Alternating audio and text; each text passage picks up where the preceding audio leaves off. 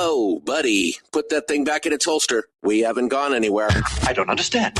Check out the MichaelDukesShow.com for information on how to get access to the podcast.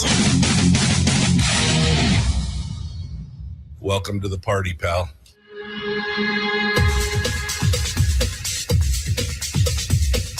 The Michael Dukes Show. The greed and the entitlement is astounding to me.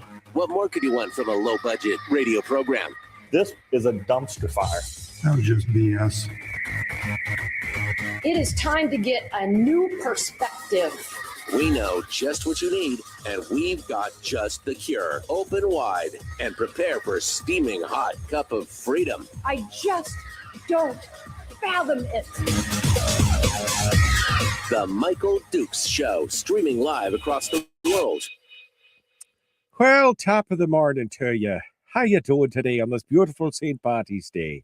Hello, my friends, and welcome to the Michael Dukes Show. Hey, it's a little bit of green. It's time to do it. I've got the corned beef and the cabbage and the stew, and I'm ready to go with a big double glass of whiskey. I need that this morning because it's Tuesday. You know what it's like.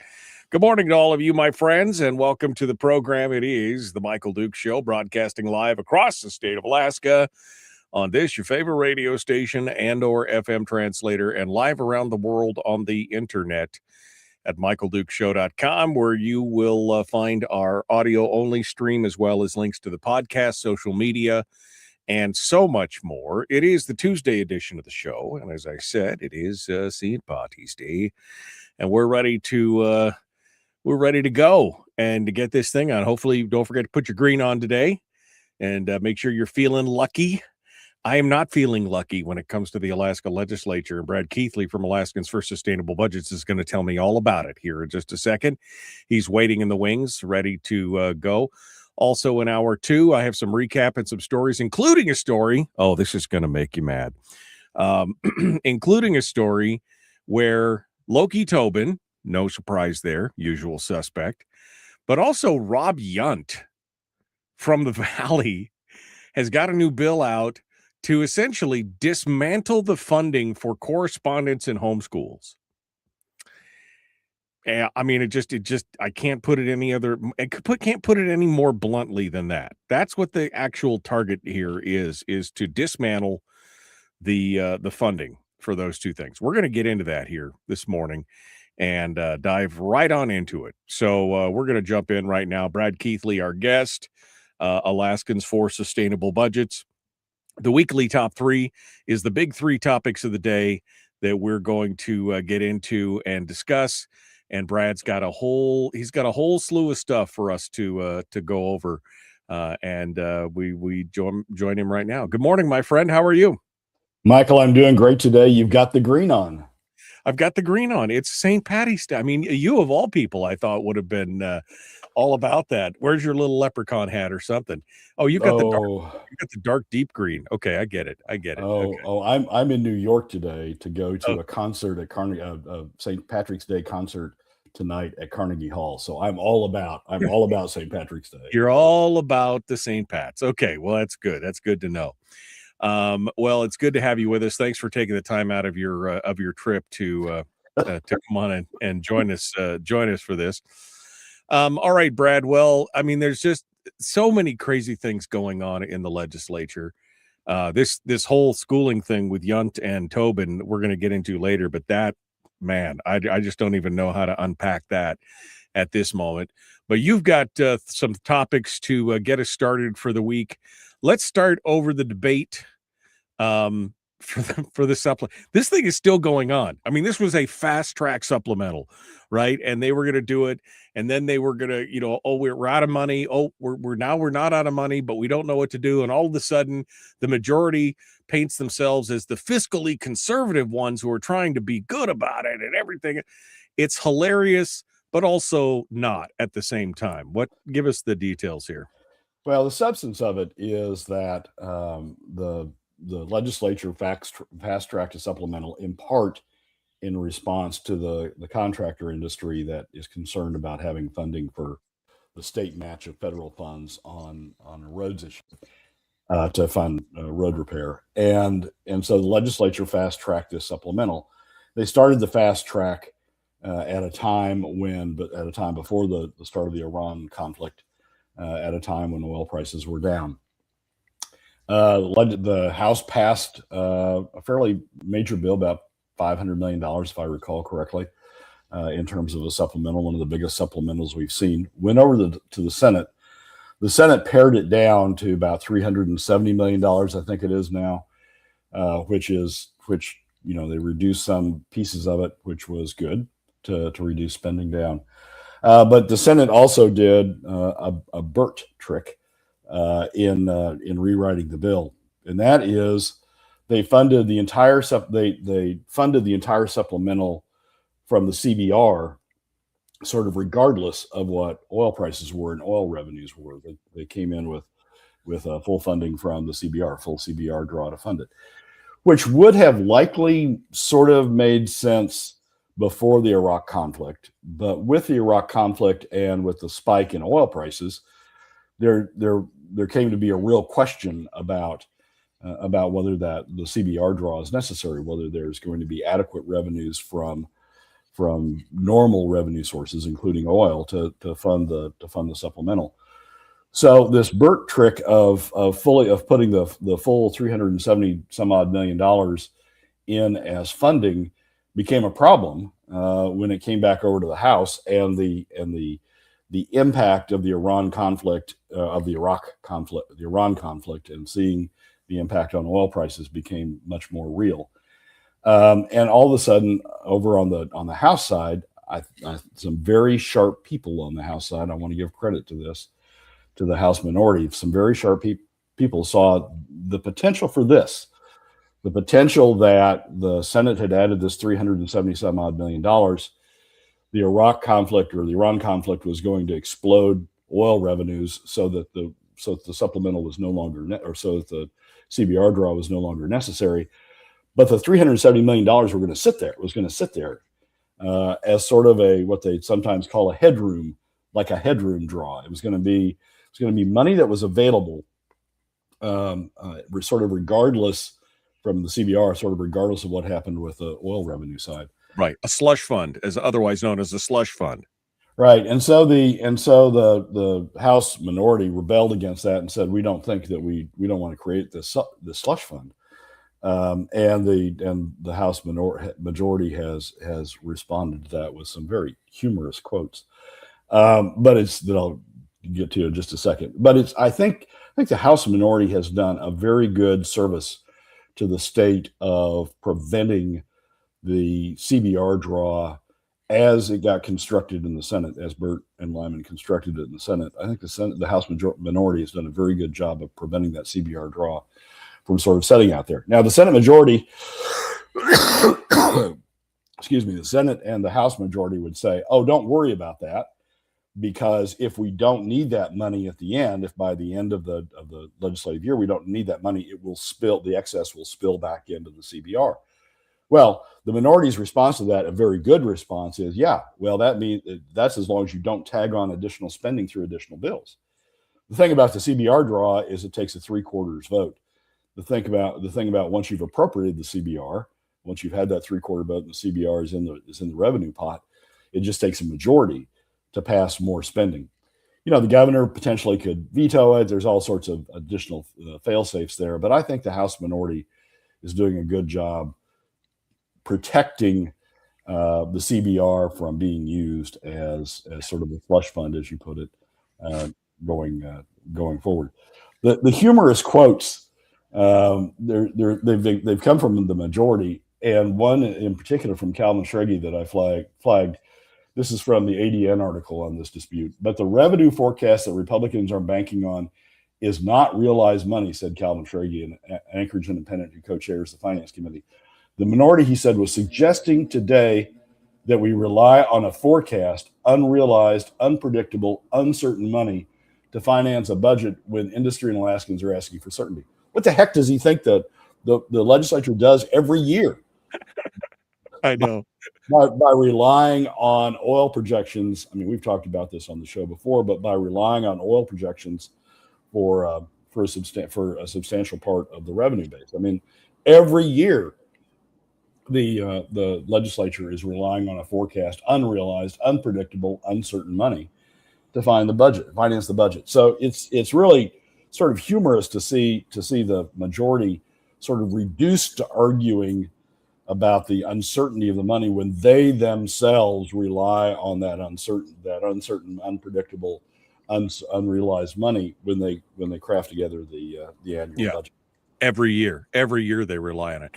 So, I mean, I want to dumb it down just a little bit just for myself, because what you're saying is the majorities are pushing hard for the CBR draw, because the thought is the backhanded maneuver here is we can approve the CBR draw for this bill, and then if we end up paying for the bill out of the over the over-realized gains from the Iran war, then we can use that money for something else. Essentially, it gives them a $373 million fund to do something else with, so they could still pay for it out of the unrealized gains, but still have access to the $373 million in the CBR to spend on something completely arbitrary. That's the problem. Yeah. And so the Senate majority and the House majority would say, oh, that's not our intent. Our intent is simply to have this one time, to pass the CBR, to have it as a backup. If oil prices don't achieve the projections, the current projections, to have it as a backup, so it's there to be drawn upon to pay for this stuff. But it also could be used to pay for other stuff if other stuff got included in a subsequent bill, in the big appropriations bill, for example, and they went back and did some stuff for FY26 in the big appropriations bill. So I think the House minority has done a very good job picking up on the consequence of what Bert did. I mean, Bert has sort of a benign explanation of, we just want to make sure the money's there regardless of whether these oil revenues come in. But that benign the legislature is often all about tricks, right? And that benign explanation, while it sounds good on the surface, once you dig into it and see how they structured the CBR draw to come into the revenue pot and only to go back out later if other revenues show up or if it's not appropriated out. Once you see how it's structured that way, I think the House minority did a very good job picking up on that trick. Yeah.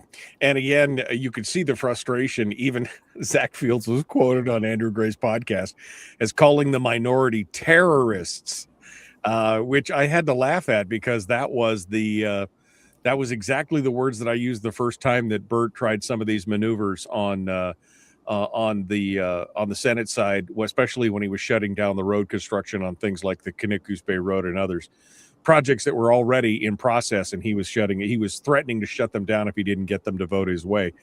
But yeah, I mean, this is already, you could see the frustration, and good on the minority for finding this. And again, going back to the whole point of the administration and the DOT has already said, we don't need this fast track. We could already pay for this. Just make sure it's included in the regular budget. We're covered. We're good.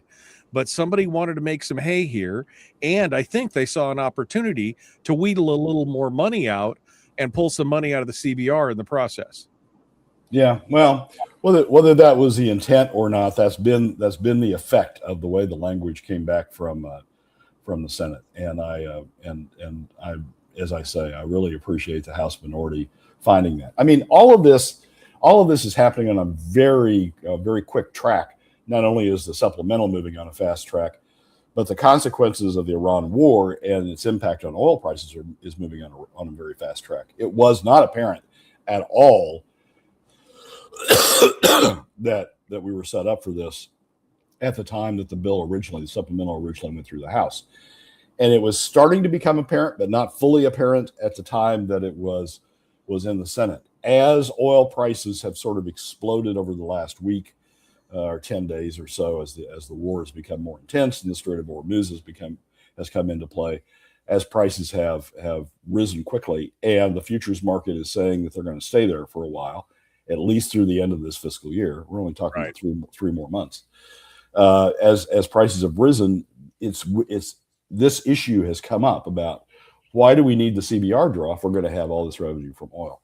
And so I credit to the House minority for picking up on that in such a dynamic situation where things are very fluid and moving very quickly. Yeah. Brad Keithley, Alaskans for Sustainable Budgets, the weekly top 3. That's number 1 in the can. We're getting ready to jump into number 2. We got more coming up. We'll continue with Brad here in just a minute. Don't forget, at the beginning of hour 2, we're going to go over that new bill. Excuse me, not at the beginning, in the second segment of hour 2, that would gut homeschooling. We're going to talk about that as well, plus Chris Story in the next hour. The Michael Duke Show. Common sense, liberty-based, free-thinking radio. We return with more right after this.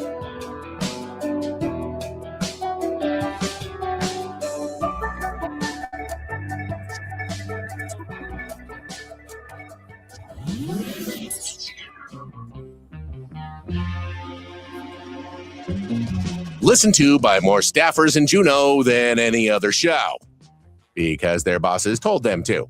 And after what they just heard, oh man, they're going to be pissed. You're a bad, bad man. The Michael Duke Show.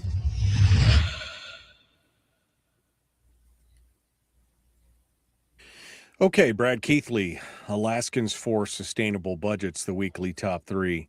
Everybody's feeling for you, Brad. Brad, you feeling okay? Your voice sounds off. Oh, I've got a bad cold. It sounds like you're pretty. It's brutal to travel when you're already not feeling good, and then get on top of that. Get on top of that stuff. So we hope you feel better on that. Oh, I'm going to the concert tonight. Who's playing tonight? Martin Hayes, which is one of the great Irish fiddlers. Someone who there's a term in Irish music, Irish fiddle music, called pure drop. And pure drop means it's just, when he plays the fiddle, it's just absolutely pure. There's no rough edges.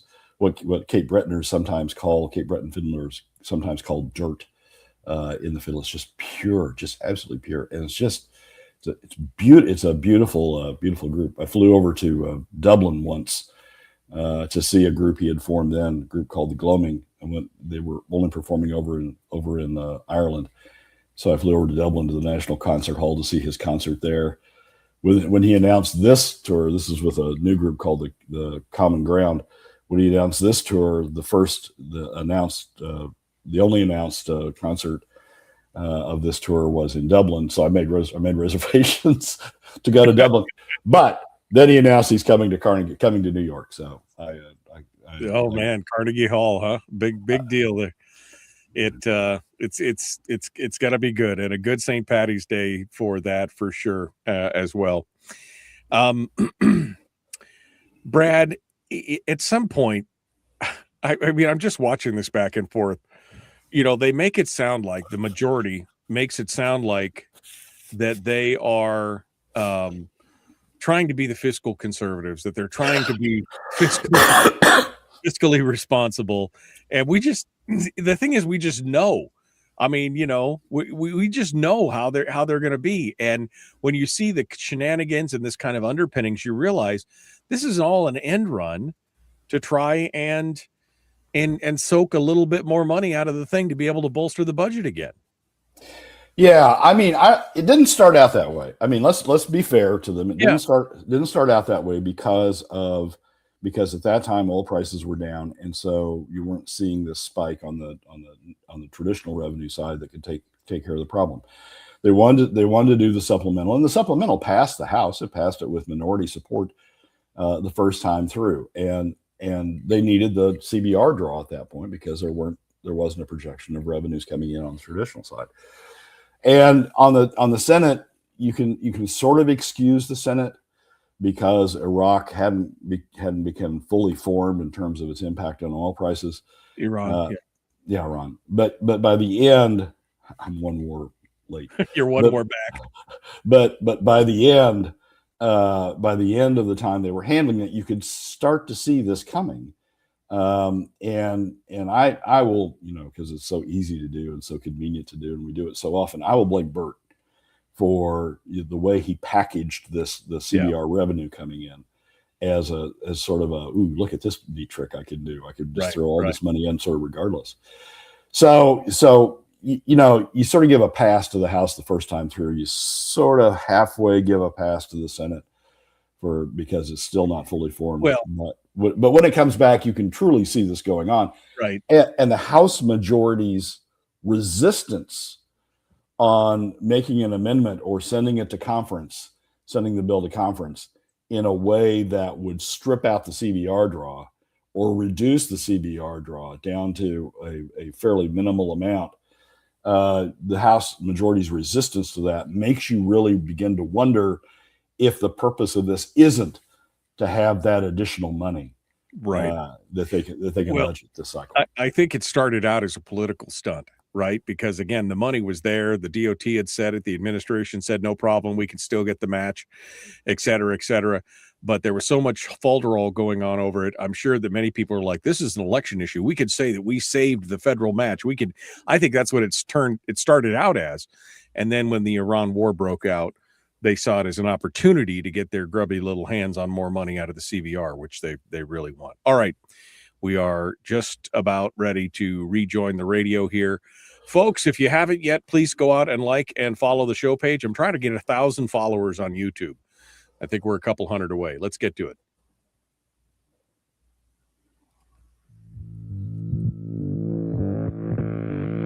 On the Michael Duke Show, we talk about the serious Alaskan issues of the day in a not so serious way because we just can't be bothered to take things seriously. That's how you lose some hair. The Michael Duke Show. All right. We're back. Brad Keithley, Alaskans for Sustainable Budgets. We're into the weekly top 3. Number 2 of the weekly top 3. The House majority, again, demonstrates that it really doesn't know. I mean, I keep using that word fiscal conservative, but they really don't know what fiscally responsible means. What are you talking about, Brad? So they wrote an opinion piece, and it's signed by all of the members of the House bipartisan House Majority Coalition. An opinion piece in the ADN, the title of which is A Fiscally Responsible Approach to Supporting Great Schools. And it goes through and it lists all of the additional spending they need, starting with Chuck Kopp's favorite, the defined benefits plan, and passing the return to a defined benefits plan for Alaska and the Alaska education industry, and then going on to talk about additional bills, sort of ending up talking about, and we need more money in the classrooms too, by the way. So we need to have more money, more funding coming to the classrooms. We need to inflation proof or inflation adjust the amount of the BSA as it goes to the classroom, so we don't, start losing money as a result of inflation in the classrooms, which you wouldn't, but that's their argument. And so it goes through all of these spends, and says, this is what would make Alaska schools great.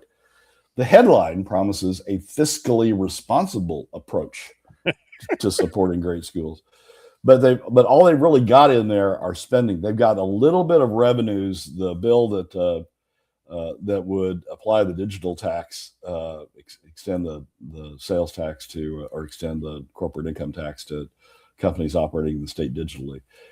They've got a little bit of revenue in there, but it's not near enough to pay off all of the spending that they list in this article. But they try to play like it does.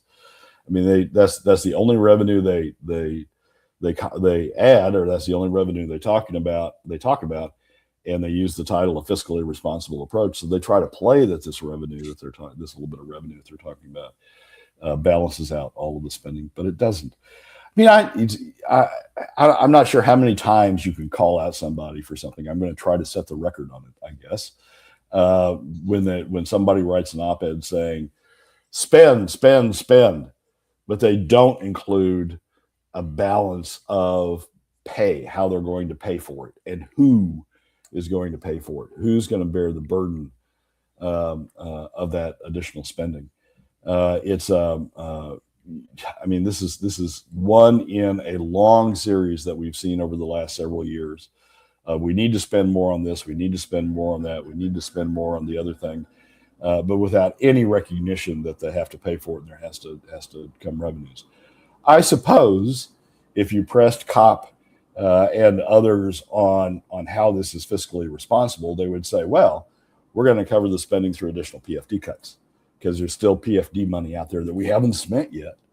It's like burning a hole in their pocket, right? $685 million that we could spend so many great things on. And so we're going to be fiscally responsible by just taking it out of the pockets by taxing middle and lower income Alaska families. That's why we're fiscally responsible, because we still got that pot of money sitting out there. And parenthetically, and they want to trust us on the CBR, right? They want to have that money in the CBR, but no, they're not going to spend it. But the money sits in the PFD and they spend that. So they would argue that they're fiscally responsible because there's still unspent PFD money out there. But it's not. I mean, when you write one of these articles, when you write one of these commentaries, particularly when you headline it with a fiscally responsible approach to whatever, you need to talk both about the spending side and the revenue side, and where those revenues are going to come from and who those revenues are going to impact. That's fiscally responsible. That's pay as you go. That's balance. That's balancing the budget in a balanced approach by having revenues, by talking about revenues and where you're going to get those revenues from at the same time as you're talking about spending. And the House majority doesn't do it here. They haven't done it before. I mean, in all fairness, there's members of the House minority, Julie Colon, who talks about, the need for childcare, additional spending on childcare and tax credits for childcare and all that sort of stuff. And she doesn't talk about where the revenues come from either. So it's not purely one side, but this just stands out because it's signed by all the members of the House majority. It leads with a headline that says fiscally responsible approach. Right. And yet it fails to achieve that. Well, what I found interesting is how cagey they got in it. They start talking about teacher retention and everything else, and that means that they passed the House Finance Committee HB 78, a shared risk retirement plan. That's what they call it. And it goes through the whole thing. They don't call it defined benefits because they know the stigma surrounding defined benefits, but that's the new verbiage is a shared risk retirement plan. And then they go on to talk about as you talked about earlier, HB 280, which again applies the income tax on digital sales. And of course, nowhere in here do they remind you that there is no dedicated money. So any money that comes in off this goes into the general fund, but they're making it feel like this is all about propping up brick and mortar schools. This money will go straight to the schools, which again is untrue because all the money is general fund money in the end. But these are the games that they play, Brad. This is what they do. Yeah, and Michael, to some degree, the press falls for this. This is on the Binkley family blog. This is on the ADN op-ed page. And to some degree, the press falls for this and lets them get away with it. They let them get away with it in press conferences when they talk about being fiscally responsible. And it's, we've got a press that doesn't, to use the term, doesn't press very hard on the arguments that legislators are raising. They view their job more as just repeating those arguments. Both the majority and the minority. I will say that there's a fair number of quotes in the article on the supplemental budget from the minority explaining their position. And so I can't fault them that much. But, you get stuff like this headline that says fiscally responsible. And the ADN reserves the right certainly to change headlines on op-ed pieces. They've done it on mine. They've done it on others. And you could say an approach, you could rewrite this headline to say an approach to supporting great schools as opposed to a fiscally responsible approach. But then they nonetheless let that verbiage go ahead and go. But so it's a multi-part problem. It's in part we have legislators who aren't honest, who aren't transparent, who use words. Going back to our Orwellian argument that we've talked about on the show a lot of times, right? They're right. Orwellianizing these terms into meanings that they don't commonly mean. I mean, they're used fiscally responsible commonly means balanced, but that's not what it means in the context of this argument. So they're using words for different meanings, for political meanings, and the press is letting them more or less have a free ride in how they're doing it. Right. Well, it's frustrating to watch, but you can see, again, this gives you a peek behind the scenes as to what they're thinking, what they're focusing on. The whole Sorry, I'm having a hard time reading this line. Our caucus organized around fiscal responsibility, supporting a public education and reforming our retirement system. Those things are also dichotomous. I don't know how you can slap them all together in one sentence. But the fact that the people that got us to this position of fiscal crisis now claiming that they're organized around fiscal responsibility, I mean, they're selling it. That's all I guess they're doing. They're selling it. That's what's happening. What's really somewhat humorous about this is they would explain, Calvin Schrage and others would explain that they're fiscally responsible because they have balanced budgets, and they have balanced budgets because they cut the PFD to whatever level it needs to be to balance the budget. They essentially tax the PFD, tax middle and lower income Alaska families, to create enough revenue to balance the budget at whatever level of spending they decide. That's their term of fiscal responsibility. And then they say, oh, and we're going to be fiscally responsible because we're going to take these revenues and we're going to designate them for education and spend it only on education. And so it's a good thing we're spending it on good things. But they don't give the same respect to an existing statute that was followed for decades up until the mid-20 teens. They don't give respect to a statute that says we designate these funds that they're now cutting. Right. We designate these funds for the permanent fund dividend. So it's all wordplay. It's all Orwellianism that we fall into in Juneau. Final thoughts on number 2, Brad, as we get ready to wrap up here. The fiscally responsible coalition in the legislature, of course, is the majorities. They'll tell you that at a drop of a hat, but the proof is in the pudding at this point, right? Yeah, I should, and I probably will at some point in one of the landmine columns talk about using the term fiscal responsibility and what it means.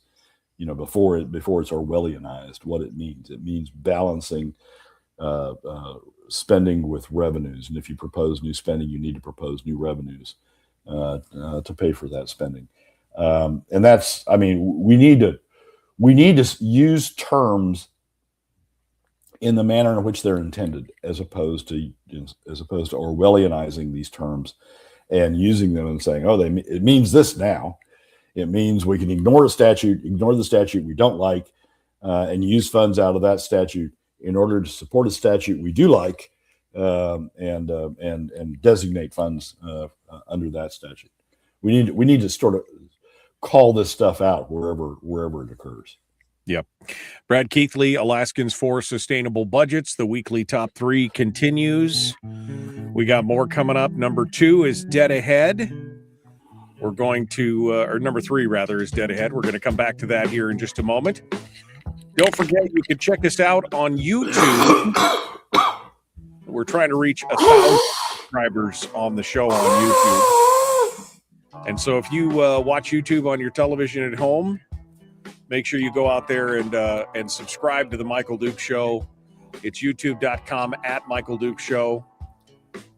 And you can subscribe and then watch the shows in the evenings or whenever you feel like on your big TV.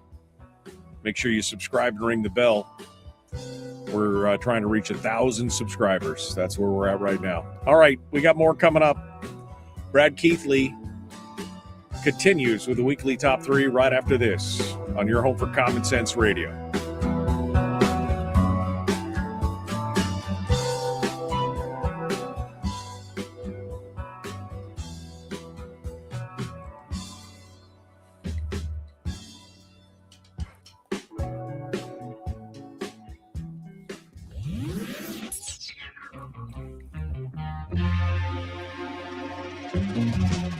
Running on 100% pure beard power. Oh, also some coffee.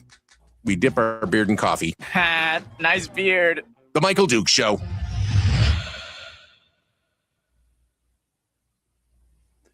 Even Brad's running on 100% pure beard power this morning. He's he getting ready. Yeah, boy. That wasn't you guys. He said he's got a cold. Jeez, Frank's like, that wasn't good, Brad. Brad, you got the crud, bud. Yeah, he knows. He feels it. Don't get him down.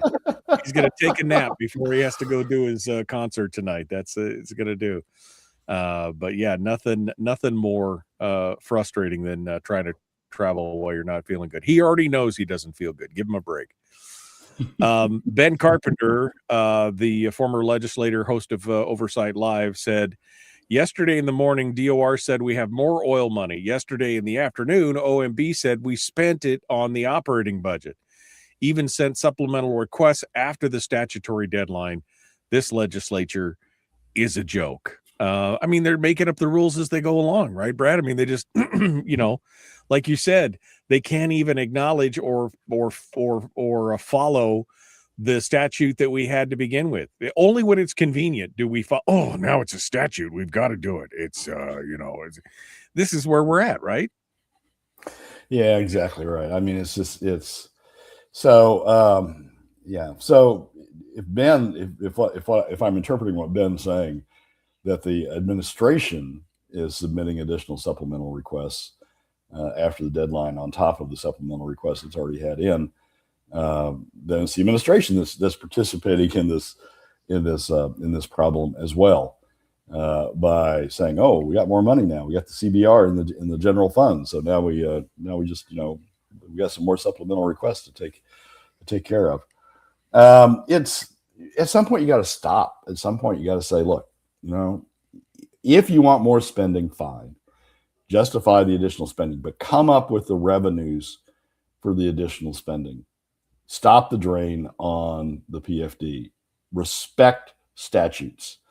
I remember Josh Revak, when Revak was a senator. I had a conversation with him early on about the PFD, and he said his defense of supporting PFD cuts was, well, if they thought the PFD was so important, why didn't they put it in the Constitution? And my response was, well, because they thought you would respect statutes, because they thought you would follow the law. They thought statutory was enough. I mean, because, that's the law, but no. And his response was, well, it's not in the Constitution, so we don't have to do it. Well, okay. So you're saying that the legislature, can just, willy-nilly violate the law. You can just apply these terms that we don't have to follow the law with respect to appropriations, but we do have to follow the law. It is important to set up this education fund, and we're going to designate funds to it. And we're going to follow the law on that. It's just, it's the Orwellianization. It's the lack of consistency, the lack of transparency, the lack of respect for statutes, for things written in the law, that just really frustrates you, and makes the legislature and the administration, when they engage in it, make them appear untrustworthy. Right. Well, I mean, since it is St. Paddy's Day, I can invoke the whole phrase of the Irish democracy, right? Because when you get a legislature that just starts passing laws that don't matter, or just ignore the laws on their own willy-nilly, it reduces the respect of all for the rule of law. And they have the ability to change it. They have the ability to change the law. Instead, they leave the dueling statutes on the books because it behooves them to create that kind of chaos. And they aren't even dueling statutes. I mean, I once spent I've spent more than one column in the Landmine as a lawyer digging into the statutes. They don't conflict. They didn't when they passed that statute, the POMV statute in 2018. They didn't describe that they were creating a conflict. They were describing it as a consistent step on top of the existing statutory framework. Yeah. And they don't conflict. I mean, what they say in very stark terms is the PFD will come out of the POMV draw, and the PFD will be calculated the way it's always been calculated. That statute's still on the books, and come out of the POMV draw. There's not a conflict. It's only a conflict when the legislature wants to spend a whole bunch of money and doesn't have the money to pay for it, and all of a sudden an Orwellianization occurs. Oh, there's a conflict in this statute between various provisions of it. Wasn't there when they created it, but all of a sudden got there when they wanted the money, when they didn't want to pass new revenue bills and they wanted money to pay for additional spending. Yeah. Well, and we often, I remember back in the day, we thought that Wilikowski was the hero for stepping up and trying to fight this in court. And then we realized later on, that he understood the situation better than we did. And it was a way to lock in the legislature's ability to basically raid the permanent fund dividend. That's what it was about in the long run. So it's crazy, but here we are. All right, we're going to jump into it. Here we go. The Michael Duke Show. Alaskan Talk Radio with a host who actually lives in Alaska. I know! Weird, right? This is The Michael Dukes Show. Starring Michael Dukes. Starring that's a heavy word. I'm not sure if that's exactly what it is, but welcome back. It is The Michael Duke Show, broadcasting live across the state of Alaska on this your favorite radio station and or FM translator. Programming note, I forgot to mention this at the beginning of the hour. I'm going to be traveling, I'm going to be traveling back from Fairbanks on Monday. We're going up. The Open North American Championships are this weekend. This will be my 20th year broadcasting the Open North American Championships. I've been the chief correspondent there at the Dog Mushers. Well, not always at the start of the race, start finish line. I'm the guy that does it. 20 years. We were just talking about this yesterday. Kind of crazy. But I will be traveling back from Fairbanks on Monday, and so we will have alternate programming on Monday because I can't be on the air and in an airplane at the same time. So just a note to self, it's going to be happening. Brad Keithley joins us. The weekly top three continues on to number 3 of this. This is a wowzer kind of week. The competing LNG import projects. Now, Brad, we talked about this earlier before this ever came about. We were like, what are these utilities doing? What is going on? What's happening back and forth here? Why is this? And then Chugach Electric pulled out of the consortium of utilities and said, you guys are crazy. We need to just do something, right? I mean, because that's how it felt. I mean, I'm paraphrasing, but that's what it felt like. It felt like you guys are sitting around with your thumbs up your bums. We're going to go do something because we're going to run out of gas. And now we've got competing projects. Let's walk through this. So we've talked about this before on the show, the import LNG projects, the facilities, the projects that would build facilities or have facilities for the importation of LNG into the South Central. And Chugach is differently situated than some of the other utilities, particularly NSTAR, because Chugach's contract with Hillcorp runs out before the NSTAR contract runs out. And Hillcorp has said it's not going to extend or not going to renew any of those contracts. So Chugach is facing a gas shortage, a shortage under existing contracts earlier than NSTAR is. So Chugach has been motivated to get out in front of this issue.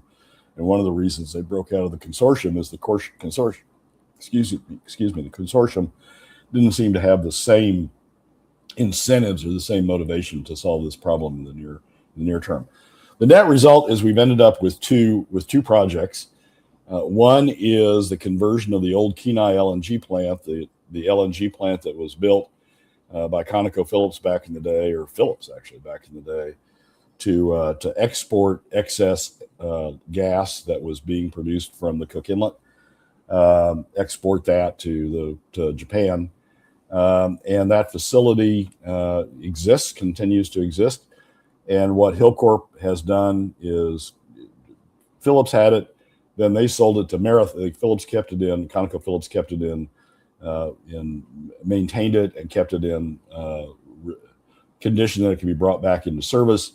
Then Marathon, who owns the refinery next door to the LNG plant, bought the facility with the thought that they would import LNG in order to supply gas to the refinery that the refinery uses for fuel. But Marathon never stepped up, and Marathon got the permits from the FERC and others to do that conversion, to convert it from an export project to an import project, essentially turn it around.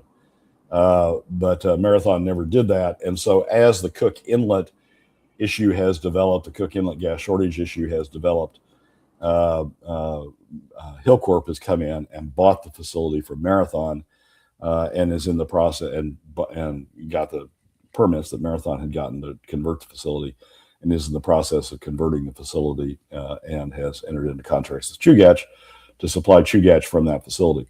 Separately, NSTAR, who also has a LNG, a Cook Inlet gas problem. Separately, NSTAR has also landed on the fact that we're going to need imported LNG in order to solve South Central's needs, at least in the near term. And NSTAR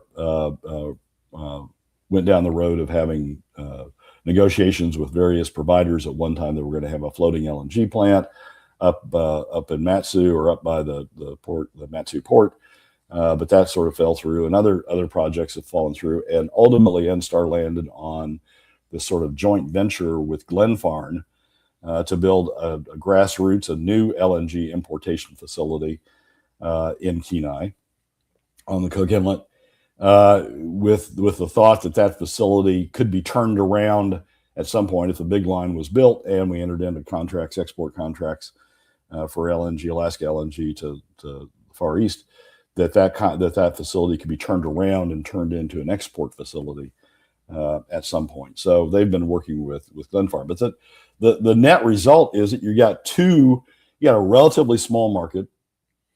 The Cook Inlet is a relatively small market, LNG or gas consumption market.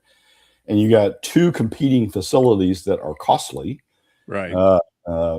trying to import a relatively small amount of LNG, at least to start, and each proposing Chugach through the purchase from Hilcorp, and NSTAR with his project with Glenfarne, each proposing to essentially bill the cost of those facilities through to customers.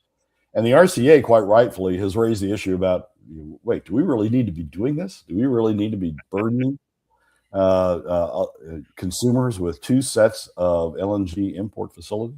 Right. Well, especially since the NSTAR project is going to be built, its joint venture would be built on the backs of ratepayers more than anything else. I mean, and Chugach, that's more with Hilcorp. Hilcorp is shouldering most of the burden on that. So, I mean, either one, again, you've got ratepayers that are going to be paying for a lot of this stuff out of the thing. They're the ones that are going to feel the pain on this. Exactly right. And Chugach, I mean, Hilcorp's going to build Chugach, and Chugach is going to build those costs through to ratepayers. So it's not that ratepayers avoid the problems with one by going with one facility with the Chugach facility, because Chugach is, or with a Hilcorp facility, because Hilcorp's going to be building those costs through. Hilcorp, excuse me, I am getting to me. NSTAR has raised one point that I think is a particularly good point, and I don't think is getting addressed in all of this. One of NSTAR's points is, look, Hilcorp has a monopoly, essentially a monopoly position, dominant position at least, in the Cook Inlet gas market now. And look what they've done to us. They've not developed additional supplies. They've not extended their contracts.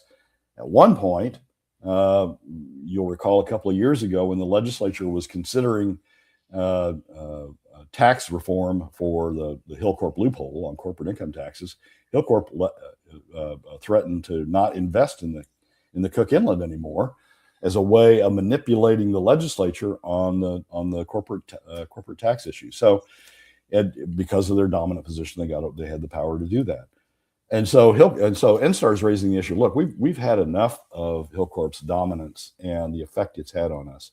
So the fact that Hilcorp is going to be, extend that dominance by having the LNG facility, we don't really want to be part of that, because we've been the tail on the dog that Hilcorp's wagged or the past decade and a half. And that's actually a very good point. I mean, Hilcorp's not been the world's greatest actor, right. In this situation. You can say, well, it wasn't economic to go develop additional supplies. That may be true, but that thing with the legislature they did a couple of years ago has really stung me in terms of what they're willing to do with their dominance in the Cook Inlet. So I think NSTAR raises a good point. What that should lead to, though, is instead of building a whole new plant with Glenfarne that will become a white elephant, frankly, if the big line is never built, which it likely won't be. And so we'll have this big LNG plant that is brand spanking new with all the brand spanking new costs of it. Rather than NSTAR focus on this new plant, we ought to be focusing on Hilcorp's dominance and how we deal with that dominance. And there are ways to do it. I wrote a column a few months ago, or a few years ago, maybe a couple of years ago, that talked about the dominance that Hilcorp would have as a result of acquiring the LNG facility from Marathon, and ways to deal with it, requiring that facility, for example, be an open access facility. That is, that anybody could buy LNG, a tanker load of LNG, and bring it to the facility and toll it, pay for the cost of regasifying it, but not have Hilcorp be the dominant seller out of that facility. I think that's where the RCA and others should focus their attention: how to reduce or how to mitigate Hilcorp's dominance in having the Kenai LNG facility. I think the Kenai LNG facility, frankly, it's an existing facility. You don't have to rebuild it. It is scalable. You can build additional facilities on top of it for additional demand. I think that makes the most sense in terms of efficiency and cost effectiveness of having an LNG import facility, not having this new build out there with Glenfarne. But you've got to address the issue of Hilcorp dominance and what that means for the Cook Inlet long term before you really can say, okay, this is the solution to go with the Kenai LNG plant. Yeah, having that sole source contractor out there providing gas in the inlet or providing an inlet for imported gas could spell a challenge for trouble. What we got about a minute left here.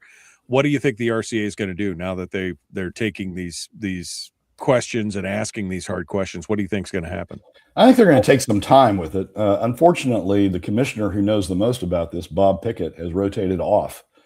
He served since Sarah Palin was governor. He was a Sarah Palin appointment, and he's known the most about this issue over the years, understood it the best. He's rotated off. So we've got a little bit of a green RCA dealing with the issue. But I think, as I say, I think that they ought to be focused on the Hilcorp dominance issue and addressing that and dealing with that as they come to grips with the situation. Well, we'll have to see what happens. Brad Keithley, Alaskans for Sustainable Budgets, the weekly top three. Brad, thank you so much for coming on board today. As always, it's insightful and informative. Thank you. Michael, as always, thanks for having the coughing me. Yeah, it's all good. You're going to feel better. I guarantee it. All right, folks, hour two, dead ahead. Yeah, I mean, I just don't understand. And I don't, quite honestly, I don't understand this appears to be like bickering siblings between Chugach Electric and NSTAR, why they couldn't come together and come together with one plan instead of creating this kerfluffle for both of their ratepayers. That's what kind of blows my mind at this point. Well, NSTAR, I mean, I think there's two things motivating NSTAR. They want the big line because that's Alaska Gas, and John Sims has made clear that's what he would prefer. They want the big line, and the grassroots LNG import facility is a little bit of a pre-build to the big line. It's a little bit of let's get this started by building the LNG facilities that can then be turned around to export facilities, and it sort of helps in a way, particularly if they can get their ratepayers to subsidize it. It helps in a way, sort of getting a bit of the kit for the LNG export project underway, and that's sort of been one of John's themes. And the other one is I think NSTAR truly believes that they've been stung by Hilcorp dominance, and wants to find a way to get away from that dominance, and having their own LNG import facility that's not owned and controlled by Hilcorp is the way to do it. And I place a lot of weight on that. I think that's a valid concern. But I don't think that justifies building a grassroots, expensive we hope we get the cost down because we'll have the big line, but maybe it won't happen. We'll have to bear all those costs. I don't think it justifies building a whole new facility. I think instead what it justifies is dealing with the Hilcorp dominance issue that's been created by Hillcorp acquiring the Marathon LNG facility. And there's, some will argue, oh, well, we can't do that because of federal law. Federal law creates exclusivity by the FERC over the Hillcorp facility and LNG import facility. My response to that is, and I've dealt with this with a lot of years. I dealt with this when I was in practice. My response to that is that that's supposed to deal with the physical activities of importation. It's not supposed to deal with the economic activities related to importation as they relate, particularly where those volumes are not going to go in interstate commerce, but are just going to stay in intrastate commerce. There's a specific exclusion in the Natural Gas Act that carves out state regulatory jurisdiction over facilities built for intrastate commerce. So I think there are ways to deal with this. It's going to take an RCA that understands the issue and is aggressive in dealing with the issue and aggressive to standing up with Hillcorp. Maybe that means an administration behind them that's aggressive in doing that. But I think that's the right way to attack this issue, as opposed to letting competing facilities and two sets of costs being built out there. Well, I mean, at least they're taking a look at it at this point. I mean, I guess I will give the RCA credit for that. At least they're taking a look at this. The question is, what will they actually do with it? Once that they've got that in their corner. I mean, do they basically just tell Chugach, sorry, you can't do it? Or do they tell NSTAR, sorry, can't do it? And then where does that leave the other party? Yeah, I would say they ought to include Hillcorp. They ought to open the docket on Hillcorp. There's a problem also. The legislature hasn't clearly passed enabling authority for the RCA to regulate the Hillcorp facility, the LNG import facility, the economic aspects of the import facility. And so the RCA would likely say, oh, the legislature hasn't authorized us to do that. It's just, I mean, this is one of those situations where I can see a path to a solution. And the solution is to deal with the Hillcorp dominance issue and then use the Kenai LNG facility. You can see a path to that solution, but everybody's just sort of, tiptoeing around the perimeter of it and not taking the steps necessary to enable the RCA to do that, or to push the RCA to do that. So we may be stuck in this for a year. I hope to heck the RCA doesn't authorize each of them to start flowing through costs from their own separate facility. Yeah, that would. I mean, talk about economic burdens on South Central. That would increase the economic burdens on South Central. Yeah, it's a pretty significant lift. I mean, we're talking about facilities that cost $250 million, right? I mean, these are not cheap facilities to build, especially the NSTAR one being a full facility versus a rebuild.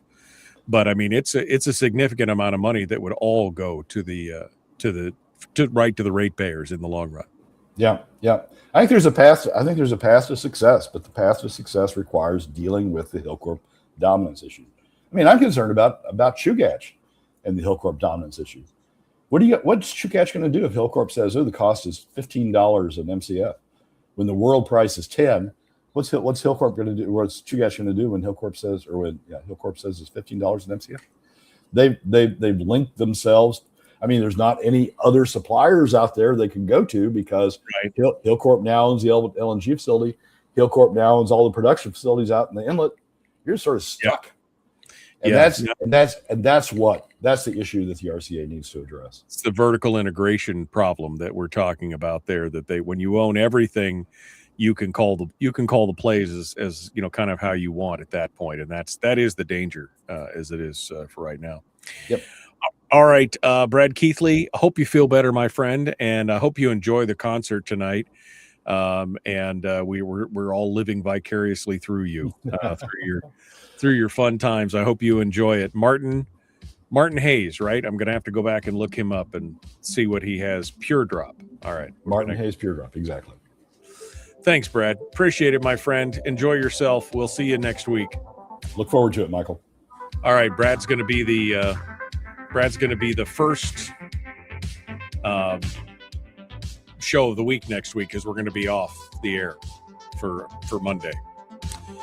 All right, let's get back to it. Hour 2 is dead ahead. The Michael Duke Show, Common Sense Radio.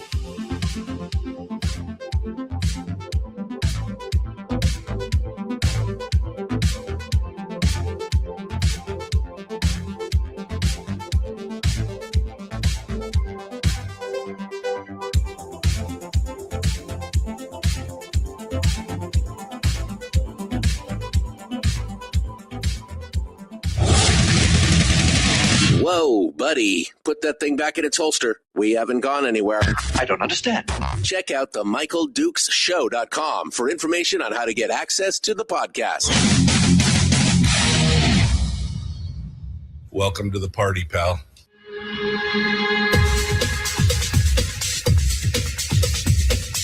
The Michael Dukes Show. The greed and the entitlement is astounding to me. What more could you want from a low-budget radio program? This is a dumpster fire. That was just BS. It is time to get a new perspective. We know just what you need, and we've got just the cure. Open wide and prepare for a steaming hot cup of freedom. I just don't fathom it. The Michael Dukes Show, streaming live across the world. Top of the morning to you.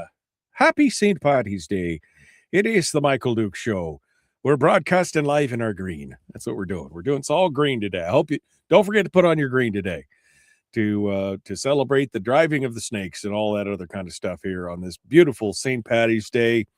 The Michael Dukes Show. We are ready to go on this Tuesday edition. We just finished up with Brad Keithley from Alaskans for Sustainable Budgets. He gave us kind of the full rundown on some things that are happening in the legislature, which we're going to get into here with some of my thoughts here in hour one. Also, we're going to be talking a little bit about a brand new bill that is being put out by, I mean, the name Loki Tobit is not surprising when it comes to an education bill. But one of the names that you may be surprised about is Senator Rob Yunt, who is also put his name on this bill. And it is a bill that would basically eviscerate correspondence, charter, homeschooling programs across the state. We're going to talk about that in the next segment. As we get into it, I'm just, and I'm going to reach out to Rob and see if I can get him on the program to discuss it, because I'm confused and concerned about why he would support a bill like this and what his motivations are and justifications are for this, because this bill would do some real damage. So we're going to do that in hour two, or in segment two. And in the last segment of the show, we'll be joined by Chris Story, who will come in to help us with our weekly uplift and positivity boost, which I'm sure we'll need by the time we get there. And we'll see what that does for us. Meanwhile, a little bit of housekeeping for the program. This weekend, I will be broadcasting the Open North American Championships in Fairbanks. For the which is like the Iditarod of sprint dog mushing. And so you can listen to that on KFAR's stream, KFARradio.com, if you want to listen to the stream this weekend and hear all the exciting dog mushing action. Starts off on Friday, goes Friday, Saturday, Sunday. I'm going to be traveling back from Fairbanks on Monday. Used to be I could just climb in the car and drive 4 or 5 hours and be home. That's not how it works anymore. Now I've got to fly. So I will be in the air on Monday morning during the show. And so that means we're going to have alternate programming in all the markets here on Monday. So for Gallagher down here on the peninsula and probably America This Week or something up in Fairbanks. But we're going to be, we'll be off the air on Monday for that. So just fair warning. And it's only because I can't be in the airplane and be on the air at the same time. So that's just kind of how it works. And this happens every time I have to go to Fairbanks. So like 3 times a year, we have to do that. We have to do that Monday off thing, which, it is what it is. I know somebody said, well, get a guest host. Well, the guest host would have to broadcast from a studio off my bedroom. And I don't think my wife would approve. I'm just saying, I just don't think that she would approve. And we'll see what it is. But it's one day. You guys can handle one day of alternate programming, right? I mean, come on, you guys, you got this. You got this. So anyway, let's get going on. So no show on Monday. And we're gonna be back on Tuesday with Brad Keithley. 1 week from today, we'll be back on there. get Terry to cover for me. I don't think she would have any interest in that whatsoever, unless you want to talk about the Charlie Kirk shooting and all the weirdness that's going on around that and everything else. That'd probably be the only thing she'd really want to talk with you guys about. So anyway, let's take a look at what Brad was just talking about here. First and foremost, I have to look at, I look at this whole thing about the supplemental funding, and remember, this was supposed to be a fast track, right? This was supposed to be a fast track. We need to get it. We need it now, because otherwise people won't be able to, they won't be able to hire the people they need, or get the materials, or all these contractors will go out of business if we don't get this. They needed it fast, right? I mean, even though the administration and the DOT said, no, we've got the money for this. We'll still get the match. It'll be fine. Just include it in the regular. No. They saw a problem and they want to solve it. Except, of course, now, as I said earlier to Brad, I think this initially started out as a bit of political theater, a way to virtue signal, right? They could put this through, they could crowbar this through, and they would be the heroes. They could go back when they're going door to door this summer and running for re-election and say, look, I saved this money from the DOT that we were going to lose, even though we're not going to lose it. But even we were going to lose. And I think that's what it started out at. And then the Iran war came about. And that has created they saw it as an opportunity. They saw it as an opportunity. $45 million more is what the new spring revenue forecast says than what we anticipated. That if oil was only up at $76 a barrel on average for the year, we'd be all good, right? We'd make an extra $500 million. But now the majorities in the legislature are all cautious. They're all cautious, and they're like, well, wait a second. This money it's unstable. We're not sure we're going to get it. And that was the Calvin Schregi, the Calvin Schregi comment about this unstable and uncertain, and it's just basically a coin flip. We don't know what's going on, and we're just not sure, and it's kind of crazy that we have to deal, although you've been dealing with this way for years, right? This type of funding. Now all of a sudden it's the uncertainty of it. And so they do a little bit of a Bert trick.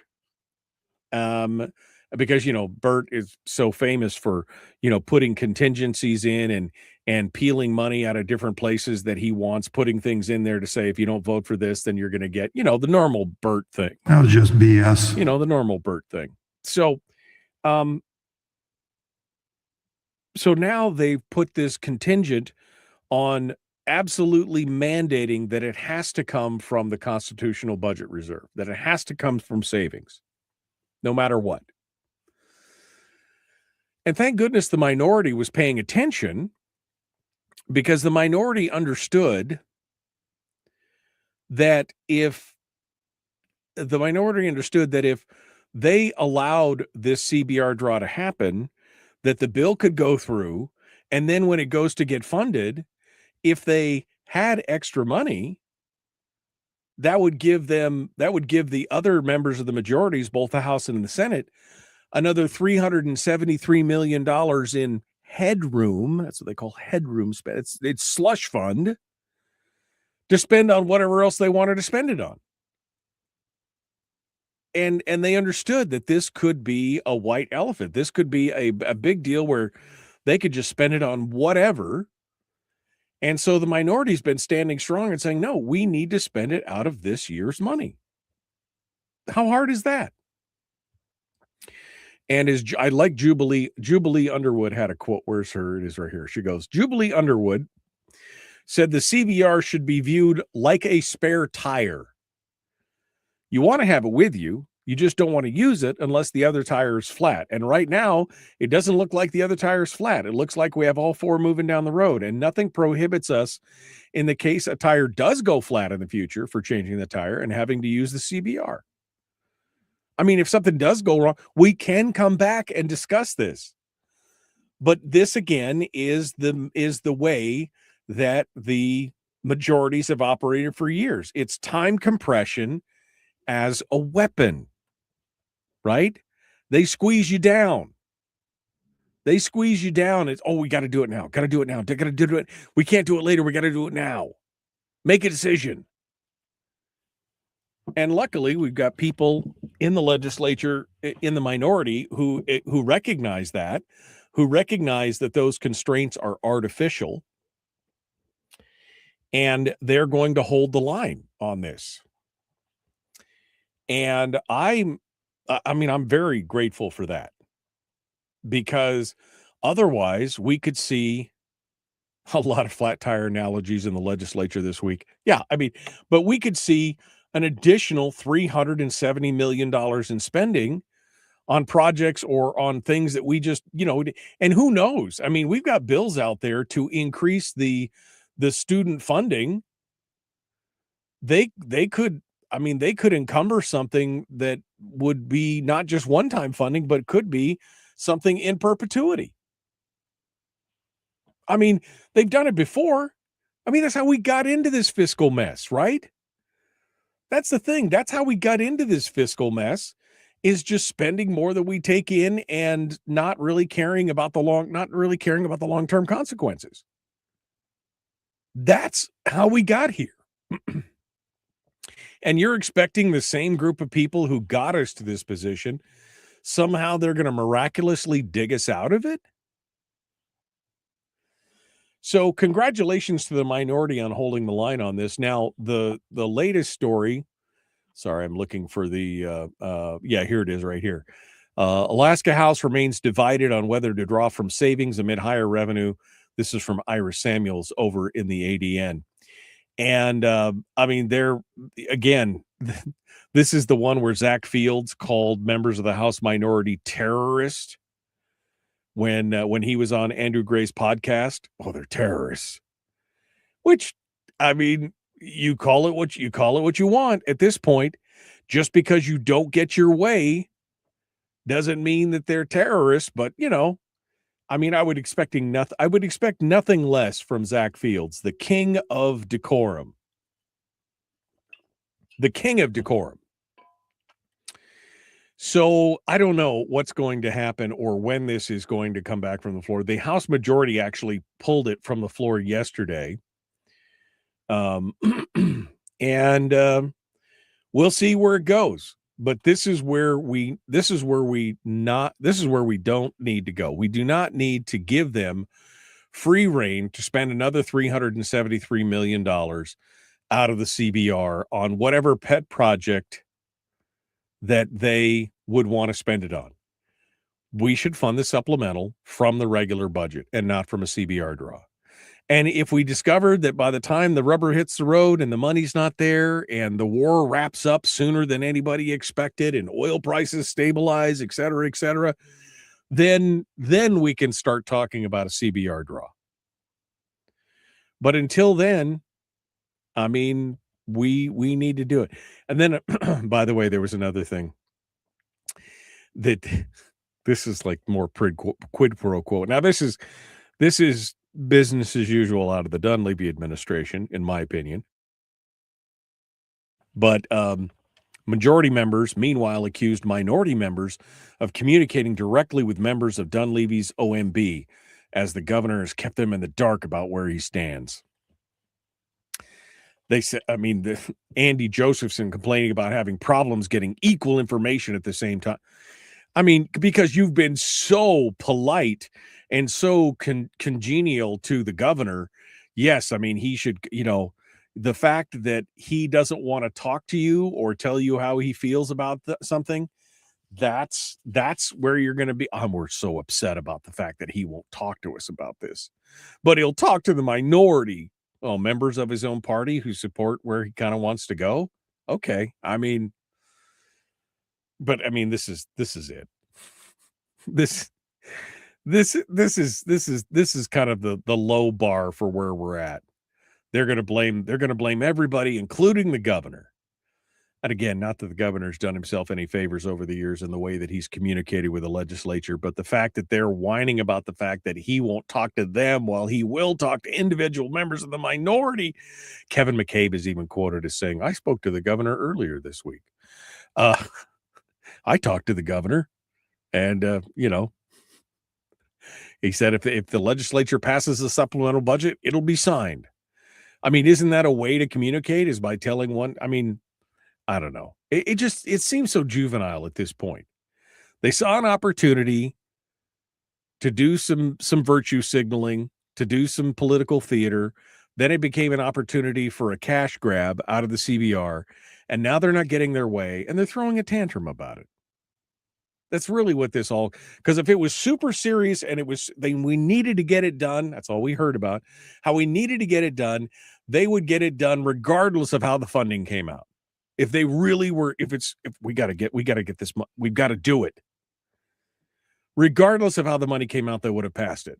Whether it came from the general fund and general spending, or whether it came from the CBR, they would be all about it. But see, no, they want their cake and they want to eat it too. They want their moral victory or their political victory, and they want that extra $373 million from the Constitutional Budget Reserve.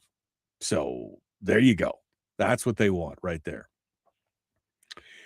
All right. We are out of time for this segment. We got more coming up. Coming up next, Senate Bill 277.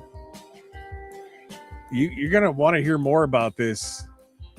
This is the bill from Loki Tobin and Rob Yunt, which I'm like, what? That seems like an odd matchup. What does it do? Well, pretty much guts your homeschooling program, your correspondence program. It's like I said before, this is the new target, my friends. Homeschooling is the new target. This is the reason why our schools are failing, is because of homeschooling. We'll get back to that here in just a moment. The Michael Duke Show. Common sense, liberty-based, free thinking radio.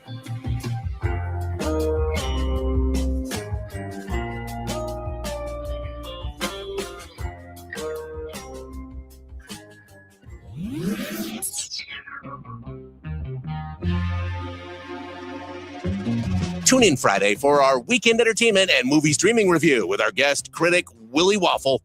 That's actually his real name. Really? That's his real name? Man, his parents must have hated him. The Michael Duke Show.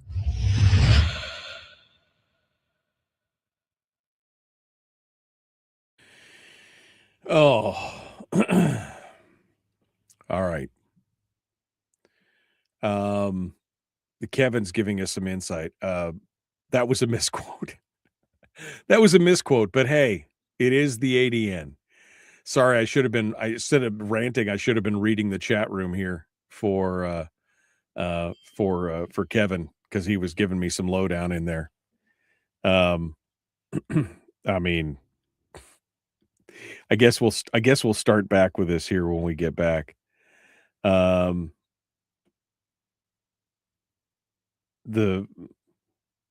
sorry. Okay. Sorry, I'm just looking at the spring derivative where gas came in with a surplus. I mean, supplemental could have been funded if the Democratic majority had not rescinded action on the bill. We'll have to wait to see what happens next. Okay.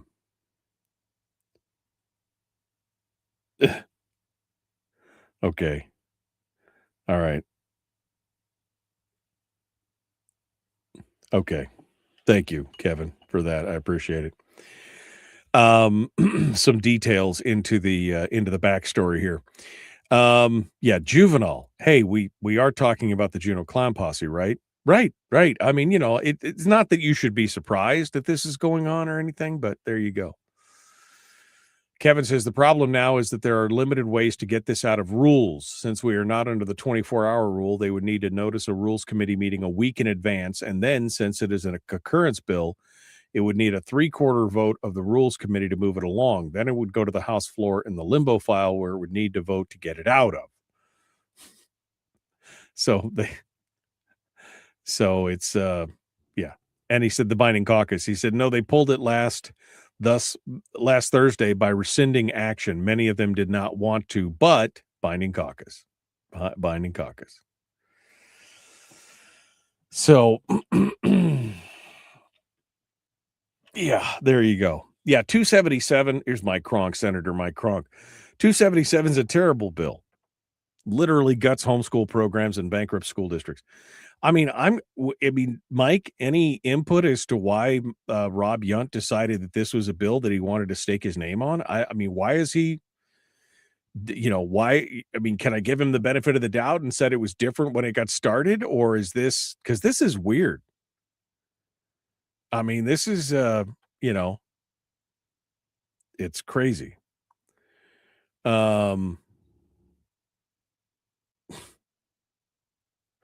Okay, wait a second. Miguel just said Parks and recommended the ordinance last night. This was the ordinance to rename Pioneer Park and send it back to the borough for another name for Pioneer Park, such as Tanana Valley Heritage Park. Why? If you're not going back to Alaska land, then what's the point? It's been Pioneer Park for 20 years. The pioneers came out strong with public testimonies last night, and the presiding officer upset them by cutting testimony time from 3 minutes to 2 minutes. So we'll see where this goes. Okay. All right. Great. All right. We'll see what happens. Yunt has kingpin mafia tendencies.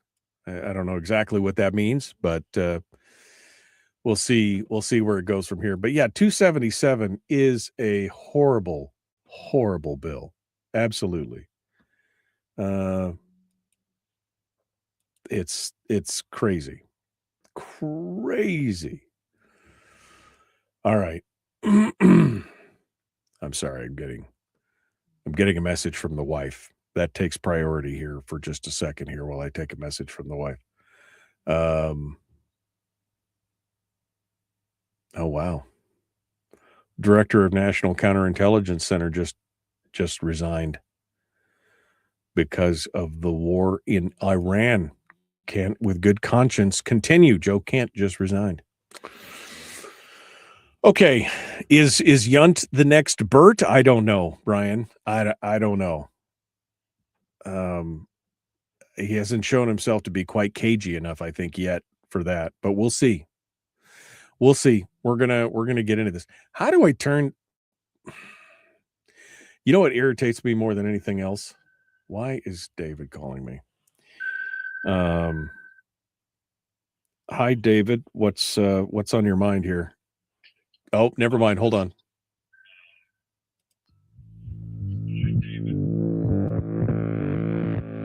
You don't look that excited that you're listening to the Michael Duke Show, but it's probably just because you got a bunch of Botox. Are you smiling? Blink twice if you need help. This is the Michael Duke Show.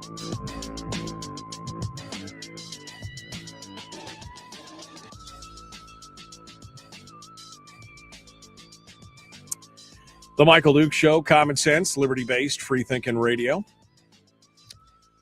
Welcome back to the program. Chris Story is going to be joining us here in just a few minutes for our weekend uplift. But before we get to that, I thought I'd bring you down a little bit just so that he can lift you back up. Senate Bill 277. Suzanne Downing's got the piece over at the Alaska Story. Introduced in the legislature as of Sunday. Earlier, late last week, would threaten charter schools, upend Alaska's correspondence program, and redirect funding towards traditional school districts. Co-authored by none other than, I know, you're shocked, Senator Loki Tobin, who never saw a dollar that she didn't want to spend on her smug face. Anyway, and surprisingly, Wasilla Senator Rob Yunt through the Senate Education Committee. It was read across the Senate floor last week and referred to the Senate Education and Finance Committees. It is more than 20 sections long, and it rewrites multiple pieces of Alaska's education funding formula while increasing the BSA and transportation funding. Invited public testimony is going to take place tomorrow in the Senate Education Committees. The most consequential parts of this bill targets charter schools and statewide correspondence programs that serve 30,000 homeschooling families. Now, given Suzanne says, given Governor Dunleavy's history of supporting public school choice, including charters and correspondence schools, it's difficult to believe that he would agree to a bill that would end up harming both programs. One of the major changes would allow school districts to take a larger share of charter school funding. Current law allows the district to take up to 4% of the charter school's budget for administrative services. This would double it to 8%. And charter school budgets are based largely on student enrollment, so doubling the doubling of the administrative fee would reduce the amount of funding for every charter school itself as they grow larger, effectively shifting more money to the school districts as they go through. The bill also rewrites how Alaska funds the correspondence study programs. Now, on its face, it looks great because currently correspondence students only count as 90% of a full student under the BSA. They only get 90%. SB 277 would increase that factor by 100%, counting correspondence students as full students. They get the full BSA. Yay, right? However, another provision would then change how those students are assigned to districts for funding purposes. Under SB 277, correspondence students would be counted by the school district in which they live, rather than the district operating the program. Now, as a family of, I mean, we were in the original charter. We were like the first 30. My daughter was one of the first 30 or 40 students in IDEA. We were there from the very beginning. IDEA is run by the Galena City School District, right? We put all of our kids through the IDEA program. It was a fantastic program. I mean, top notch. Got better every year.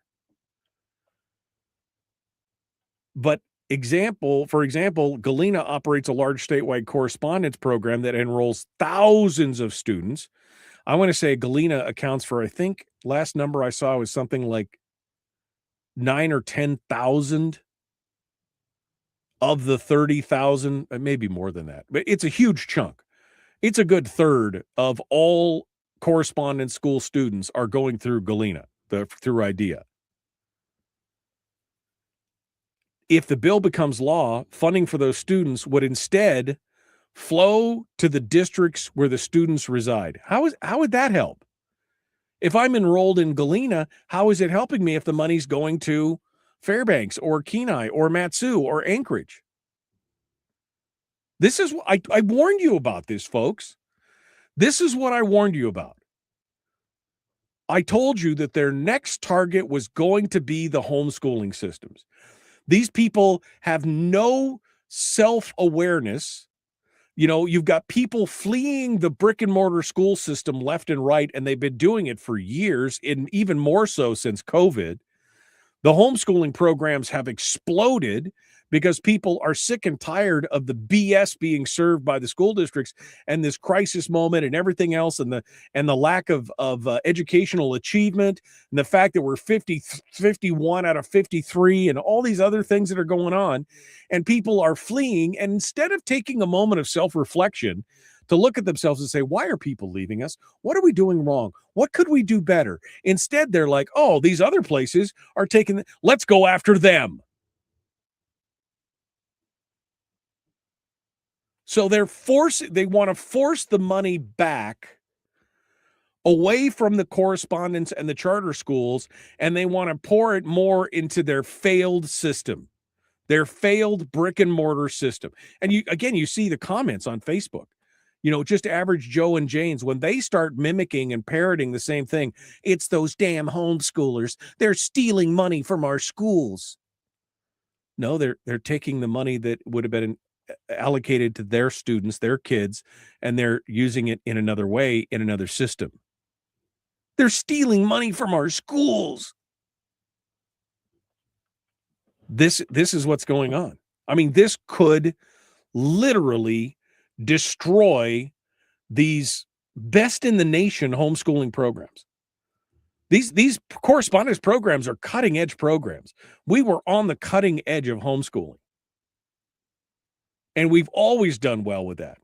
And again, we're doing even better now that we've got 30, 35,000, whatever the number is, of students out there, out of 140,000, and we've got 35,000 of them being homeschooled.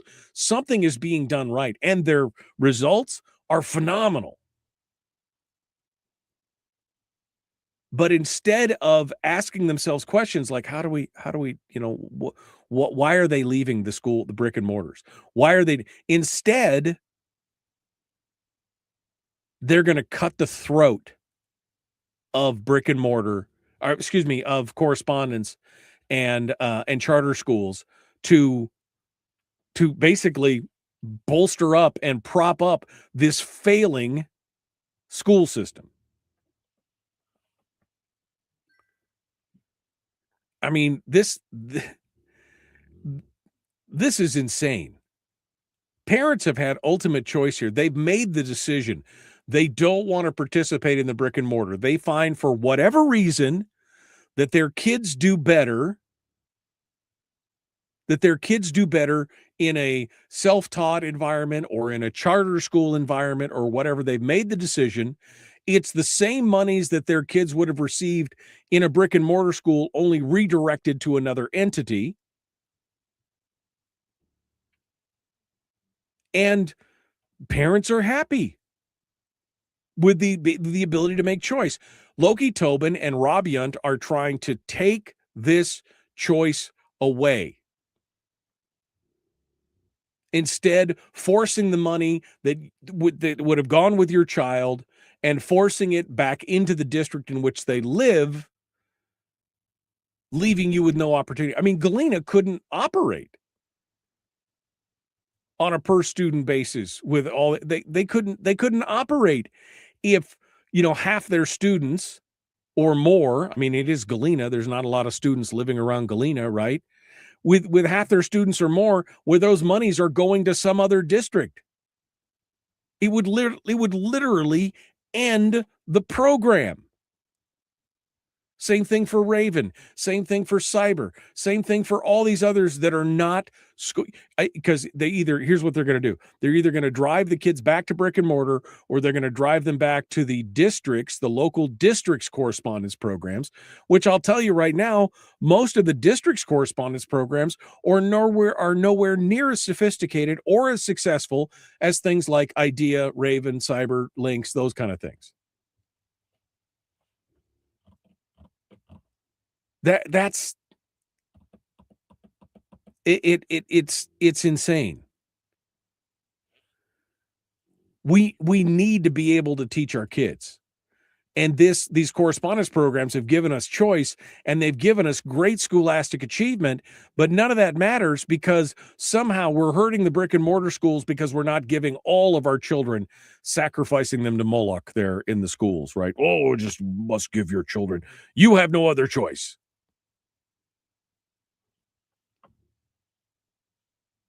I mean, that is insane. And why would Rob Yunt, of all people, out of the reddest district in the Mat-Su, supposedly a champion of choice and free will and free markets, why on earth would he sponsor this bill? I don't know. But he's got his name on it, coming out of the Senate Education Committee, co-authored. He's listed as the co-author, so I can only assume that he supports it in one way or another. I'm gonna reach out to Rob and ask him to come on and explain himself, because this would very clearly dismantle any kind of correspondence system that is not tethered to your local school, thereby cutting out all your choice. I mean, I don't think the governor would allow. I think he would veto. But again, the whole why? Because they're successful. The correspondence and the charter schools are successful, and the school districts are spinning their wheels. They're losing children. The out migration from the brick and mortar to these other alternative schooling options are causing them heartache because they're losing money. And so we'll fix it. We'll make it the law that the money has to stay with us, whether we do a good job or not. These are the same people that said, don't you dare lay any policy on us. Just give us a BSA increase. We're not going to talk about policy. We're not going to talk about outcomes. We're just going to talk about money. All right. Yeah, David says, we must close the correspondence programs to subsidize our brick and mortar schools due to the fact that the brick and mortar managers cannot financially manage. Let's reward bad behavior at the children's expense. I mean, yeah, I just don't even know. Don't even know at this point how we can even get to this point. All right, we got to go. Chris Story is on the line. We're going to be back with him here in just a moment. Sorry, I ran a minute long there. Getting a little ranty about this. I just want to push people's face in. All right, we're going to continue. Back with more of the Michael Duke Show. Common sense, liberty-based, free-thinking radio.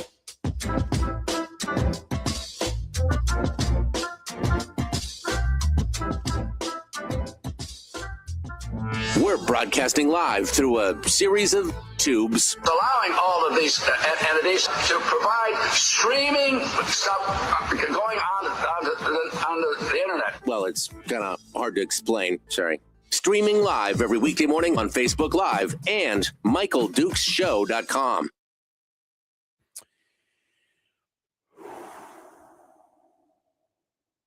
Yeah, I just I'm just so irate. I don't even have any kids in school anymore. All my kids are older and graduated and everything else, but all these people who are finding success with IDEA and Cyberlinks and Raven and all these correspondence programs who've done just such a bang-up job of being on the cutting edge of this, and now they're going to basically decimate and gut these programs and not give them the ability to fund and force you into a different mold, into something you don't want. And you could say, well, I'll just take my kids and I'll just put them in private. I'll just pay for it out of my own pocket. Great. They're still taking your property taxes. They're still taking your share of the permanent fund and of state spending and spending it on these other programs. And they're rewarding bad behavior. I mean, wow. Just wow. That's all I could say at this point. All right. Chris Story is about to join us, the man from Homer. We are ready to get into it with him here. We're gonna need this stuff now. That's what's gonna happen. Chris Story joins us right at this moment. Hello, Mr. Story. How are you, my friend? Good morning, Michael. It seems I've arrived just in time as your head's about to explode. Man, I'll tell you what, I just don't understand, Chris. I mean, maybe you could make some sense of it. I mean, we've got a system where parents and parents and students are happy with these alternatives. They do extremely well on the achievements and the aptitudes and everything else. They do extremely well. And our brick and mortar schools are failing. They're struggling. They're financially mismanaging things. They can't control their own dollars. And instead of looking inside their own house and asking questions like, why are students fleeing our school system? Why are we having such a hard time with the monies that we got and everything else? Instead of doing that, they're going to write a bill that's basically going to rip the money away from the parents who are doing charter and correspondence and put it back into the brick and mortar schools. I mean, maybe you could explain that to me in small words. No, I can't, but I do wonder if there's a way that the success from IDEA and these other programs, could they infiltrate and make better the district correspondence or district homeschooling offerings? Because it sounds to me like you're comparing them and saying, wait a minute, these are better than what the school district's offering. How do we improve what the school district's offering such that maybe people would choose it over one of these other out of region or out of area school systems? My brother, this is what I've been asking for the last 5 years. Why is the school district not asking these parents who are leaving the school system, why are you leaving? What is attractive? Why are they not going to students and parents who are in these correspondence and charter schools and say, what do you like so much about this and how can we make it better in our brick and mortar? But they're not doing any of that. It's basically at the point of a gun, come to my school or else. That's it's tough. You've probably interviewed the folks in the Homer area that are looking to do the Revive Academy, the Christian school. Have you talked to them at all? I have not yet, no. Yeah, it's an interesting. I went to Christian school the first grade through sixth grade here in Homer, and it was great. It was a great education. Went into public school in seventh grade, and immediately got an F. And I'm not blaming the school system, but it was funny because my parents get my report card in the mail, and they're like, an F? Nobody called us. It's like, that's no, it's too many students that do not call, and I learned that the hard way because the previous school would have said something like day 2 of not turning in an assignment. Right. There would have been notification and exactly. Just a different standard and or different abilities based on the fact that it was a smaller scale. And so there's a lot of things I don't know about that system. Haven't paid much attention to it lately, but yeah, seems like that's a good question to ask is how can we improve upon what we've got such that we attract more people to it on a local basis so those dollars can stay more local. That sounds good to me. Well, and again, that's why, I've been asking the question, why aren't they asking these questions? Why aren't these school districts? Why isn't this front and center the first question they're asking? How do we get more people to stay in the system? Why are you leaving? How can we stop the outflow? They're not even asking. They're instead wanting to dismantle the other systems. Anyway, sorry, we gotta have to go here pretty quick. What's your topic for today, Mr. Story? Sam squared. Sam squared. All right. Okay. Yes, sir. Just you and the snoring dog. All right. We're ready to go. We're going to get back to it. It's so funny. My dog was snoring so hard yesterday. I thought he was going to be snoring during the show, but he didn't. All right. We're going to continue here. Chris Story is our guest, The Michael Duke Show. Common sense, liberty-based, free-thinking radio. Trying to decide which bumper to play for Chris here. I want him to laugh hysterically. We're going to continue. Here we go. Please like and share, subscribe, follow, ring the bell, do all the YouTube-y stuff, et cetera, et cetera, et cetera. Here we're 3 minutes, 3 seconds out. Here we go.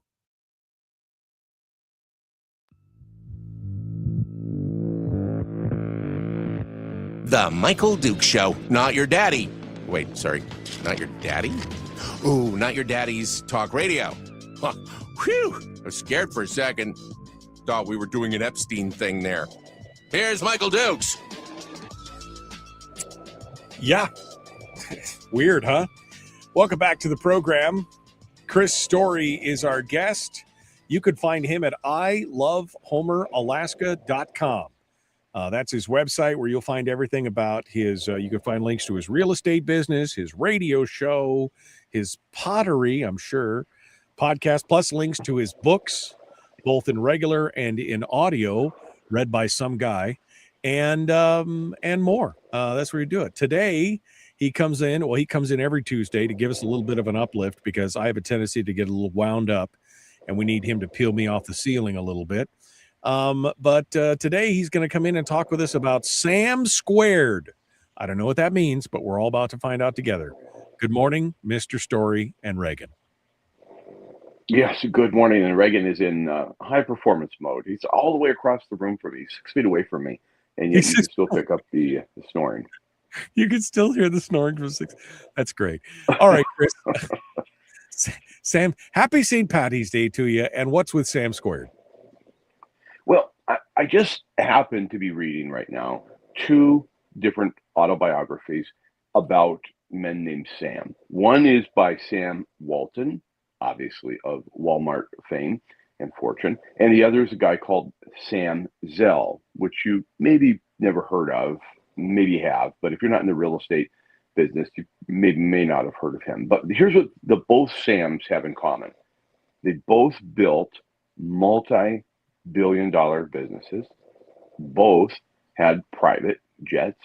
Both scaled their companies nationwide, coast to coast, and both had family involvement in their businesses. In other words, they involved their children, their parents, their in-laws. At some point or another, the family is helping them form and build and create the foundations of their very large nationwide businesses.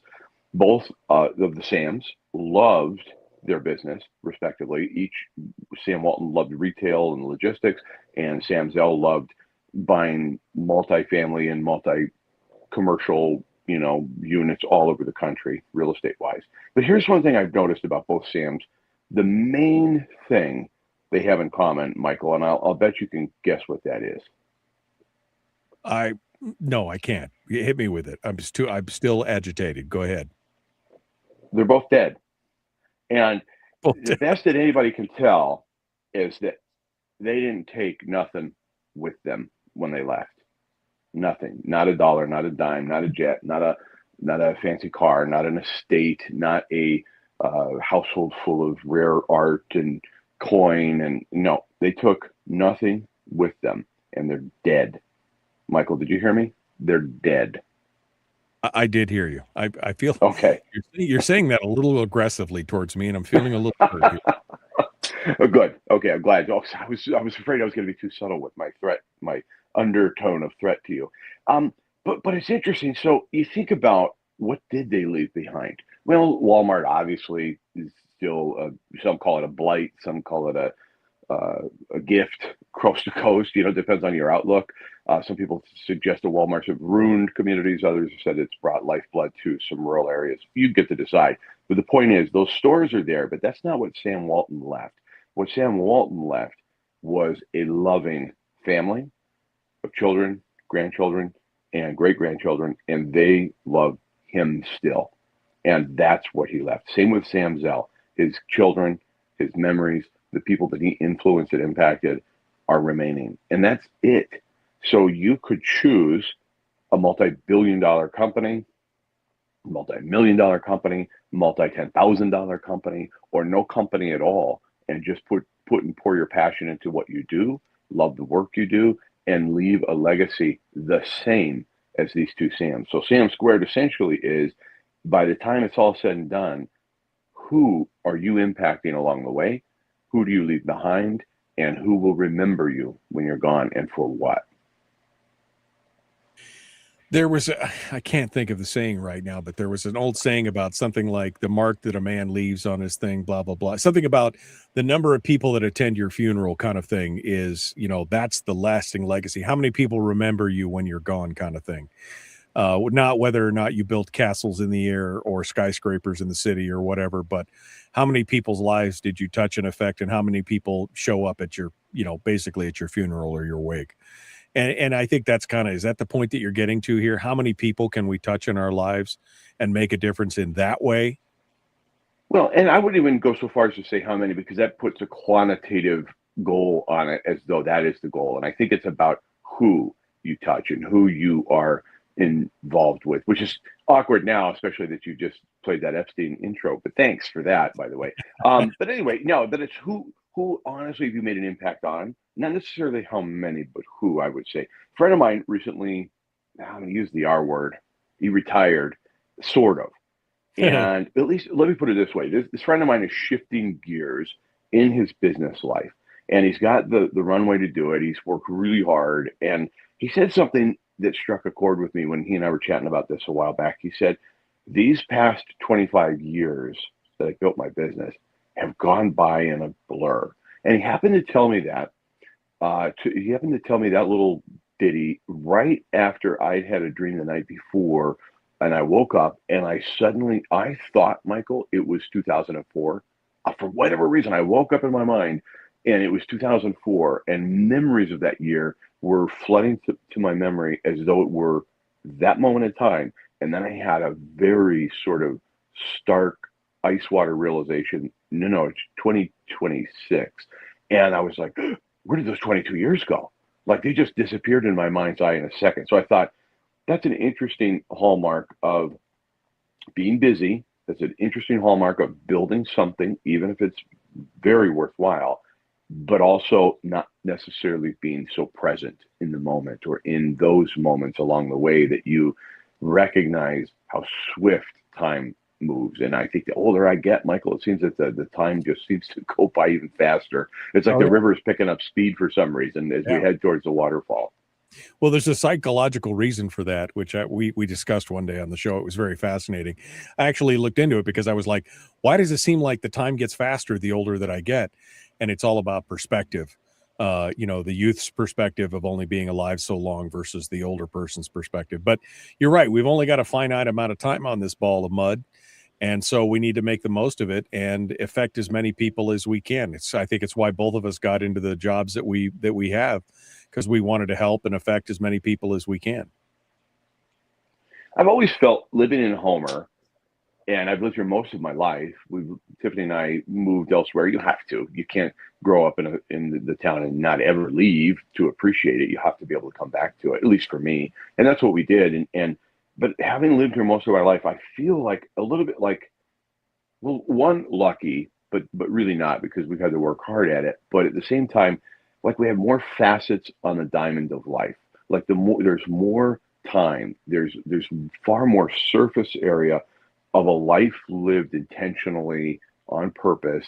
And you get to do that, I think, a little easier in a smaller community, especially with surrounded by beauty. I just spent 4 days up in Anchorage with the kids and grandkids, and we rented an incredibly beautiful home overlooking Anchorage. It was really a neat experience, and I just was shocked at how much time I spent in traffic, how much time I spent in the car just getting from one spot to another. And I thought it just reinforced the idea that we really have, by choice, more life in every single day if, again, we choose it. And you could choose that in Anchorage as well, or Los Angeles or New York, but it's about your perspective, to your point.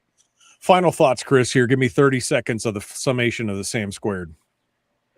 It's don't wait around to do what you love what you do. Sort of like the old song, love the one you're with, love what you do, and you're going to create a life of value and purpose and on purpose, and you get to pursue your American dream where you are. That's what I do. I love what I do, and I love to help people. I love to see it. There's times when it really hits me where, like, I've really helped this person. I've helped them grow their business. I've helped them do things and become better themselves. And that helps make me just a little bit better. I feel good about that. So I appreciate your thoughts on this, Mr. Story. Thank you for coming on board. As always, it's good to talk with you. My pleasure. Thanks for having me. All right, folks, out of time. We'll see you tomorrow for Wednesday, The Michael Duke Show.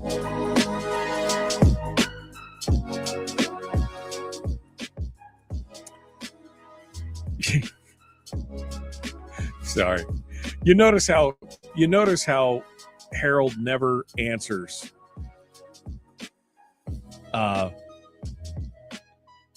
Parents aren't leaving. The schools are full of kids and parents attending lots of great programs, orchestra, music band, lots of high-end math and sciences, tons of projects. Not sure what world you're living in. I'm living in the world of statistics. I mean, I said even he can't be that intellectually dishonest, but then he never answers that because he knows that he's trolling. He's just trolling. That's what it is. And I fall for it every time, don't I? It makes life more interesting. All right, my friends, be kind, love one another, live well. We'll see you tomorrow. Have a great day.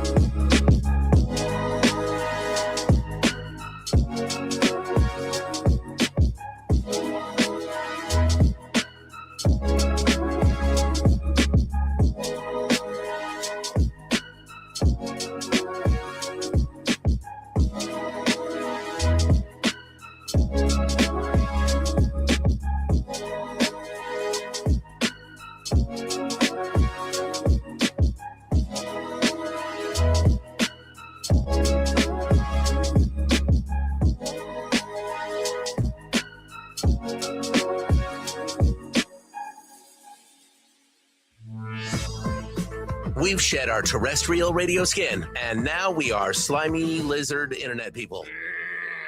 It's the Michael Duke Show.